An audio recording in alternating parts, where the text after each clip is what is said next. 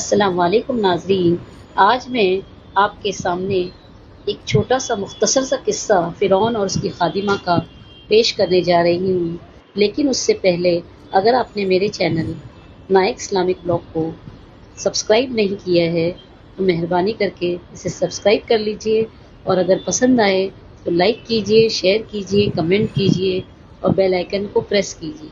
چلیے چلتے ہیں قصے کی طرف۔ حضور اکرم صلی اللہ علیہ وسلم شب معراج میں بیت المقدس کی طرف جاتے ہوئے مصر کے قریب پہنچے۔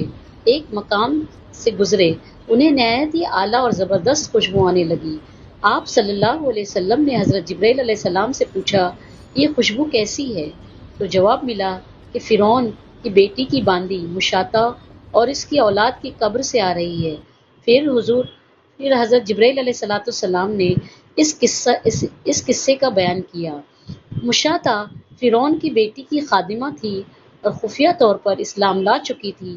ایک دن فرعون کی لڑکی کو کنگھی کرتے ہوئے اس کے ہاتھ سے اتفاقاً کنگھی گر پڑی۔ وہ اٹھانے لگی تو اس کی زبان سے بے ساختہ بسم اللہ نکل گیا۔ اس پر شہزادی نے کہا کہ تو نے عجیب کلمہ بولا، رب تو میرا باپ فرعون ہی ہے، اور تو پھر تم یہ کس کا نام لیا ہے؟ اس نے جواب دیا، فرعون رب نہیں بلکہ رب وہ اللہ ہے جو مجھے، تجھے اور خود فرعون کو روزی دیتا ہے۔ شہزادی نے کہا، اچھا تو میرے باپ کے سوا کسی اور کو رب مانتی ہے؟ اس نے جواب دیا، ہاں ہاں، میرا، تیرا اور تیرے باپ سب کا رب اللہ تعالیٰ ہی ہے۔ شہزادی نے اپنے باپ سے کہلوایا۔ وہ سخت غضبناک ہوا اور اسی وقت اسے برسر دربار بلوا بھیجا اور کہا، کیا تو میرے سوا کسی اور کو اپنا رب مانتی ہے؟ اس نے کہا کہ میرا، تیرا اور سب کا رب اللہ تعالیٰ ہی ہے جو بلندیوں اور بزرگی والا ہے۔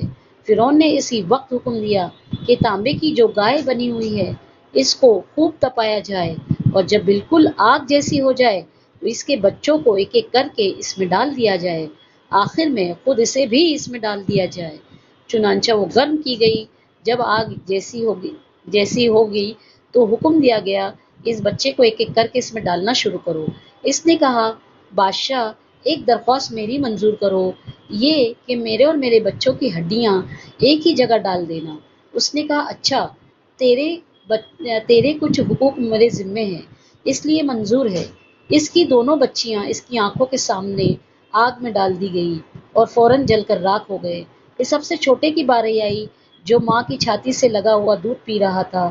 فرعون نے سپاہیوں سے کہا، اسے گھسیٹو اور اسے آگ کے اندھیرے میں ڈال دو۔ اللہ تعالیٰ نے اس بچے کو اس وقت زبان دی اور اس نے بآواز بلند کہا، اماں جان افسوس نہ کر، اماں جان ذرا بھی پس و پیش نہ کر، حق پر جان دینا ہی سب سے بڑی نیکی ہے۔ چنانچہ انہیں صبر آ گیا۔